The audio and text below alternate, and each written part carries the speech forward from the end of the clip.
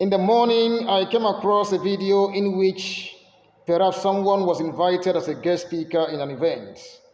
And that guest speaker opened a book and was reading an excerpt to the audience in that event. And then I listened to the excerpt very well, and then I transcribed everything the speaker read from that book. I am looking for that book in which that excerpt can be found, because for me, I guess that book is a criticism on the deeply flawed, quota system in Nigeria. And here is that excerpt before we can talk about it. Now, in that book, this is what the man read from it. He said, in April 1961, it was decreed that henceforth 50% of all cadets must be from the north, and that this would apply both in the initial selection and to the final pass list, whatever the order of merit might be. In other words, it was possible for a northern cadet to make the final pass list above a southerner who may have been above him in order of merit, but it was not possible the other way around. In fact, let's look at the word decreed. You see, that was a quota system that was decreed in the civil service policy of Nigeria. That's who you call Nigeria. And not even only that, the phrase, whatever the order of merit might be, it does not matter. It bullshitted, it rubbished any kind of whatsoever you call merit. 50% must be for the north, whether you like it or not. You see, there is something I want us, to understand here. Having listened to that excerpt that man was reading from that book to the audience in that event, I am still to find a word or an apt phrase to describe all the advocates or all the proponents of one Nigeria. I hope you all heard that very well. As far back as 1961, such nonsensical policy had been entrenched in that zoo you call one Nigeria in their so-called civil service. As far back as 1961, that is why Nigeria will never ever be better. I guess the author of that book, understand, is talking about the entrenchment of quota system in that zoo civil service.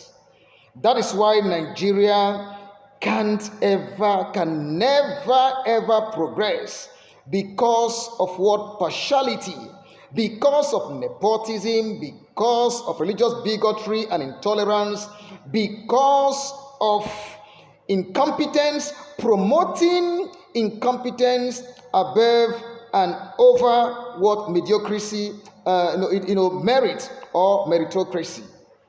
That is what Nigeria is all about. All of you here who are always coming up here to talk about one Nigeria, understand Nigeria must survive. A lot of you do not even have a sense of history. You just come out to run your mouth anyhow you like, and then you are condemning Simon Ekpa, condemning, Mazin Nnamdi Kanu, great people who are out there to confront a very bad, corrupt, deeply, inept system that promotes, incompetence, that entrenches, mediocrity over and above merit or meritocracy. That's why I always say that it shall never be well with all of you who are supporting one Nigeria, who are proponents of one Nigeria, you call it. In fact, that is why you want people like us to keep quiet. Understand? Not to speak up against the nonsense that the Northerners have brazenly, authoritatively,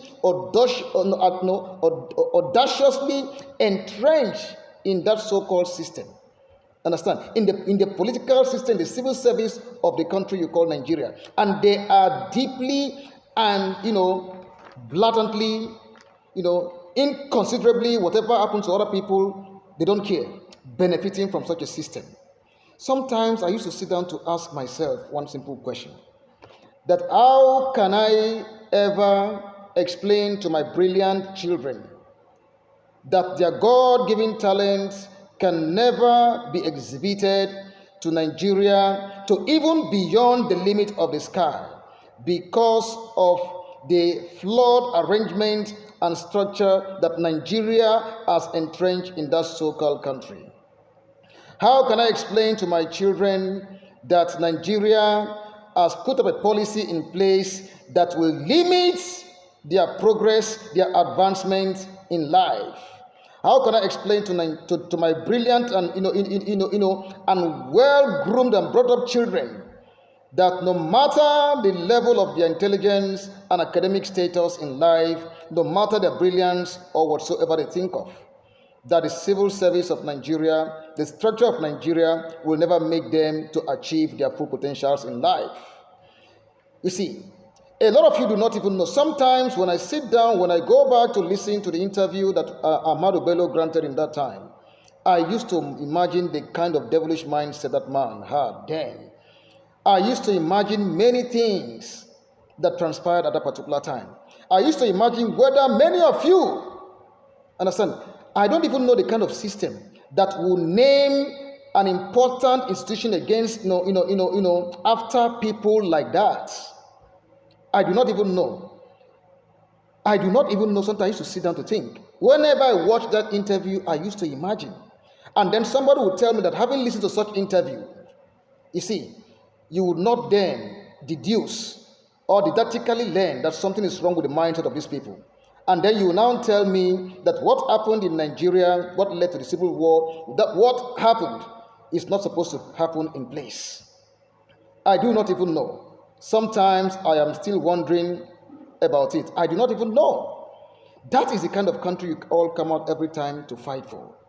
You all come out every time to run your mouth against people who are out there that are trying to fight to liberate everyone, to make all of us see the light of the day and to live decent life as human beings.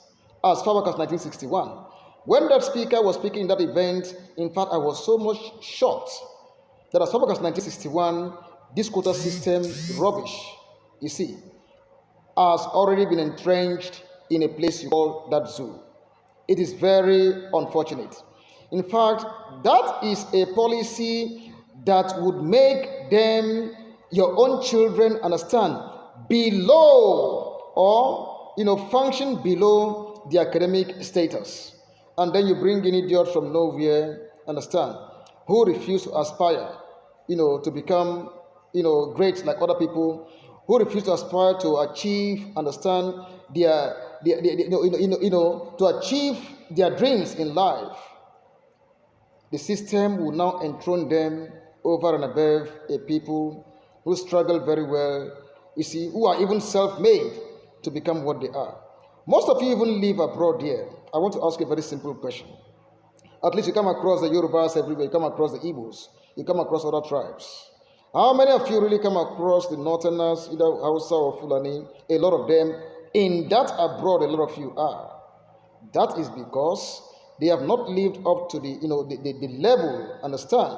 They've not attained, understand, the level that is required for them to be in such a place where people deal with, great civilization and advancement, where people deal with, intelligence. They deal with what you have upstairs and not a matter of your academic standing, where people deal with facts, not theories, not assumptions. You see, not presuppositions and the rest.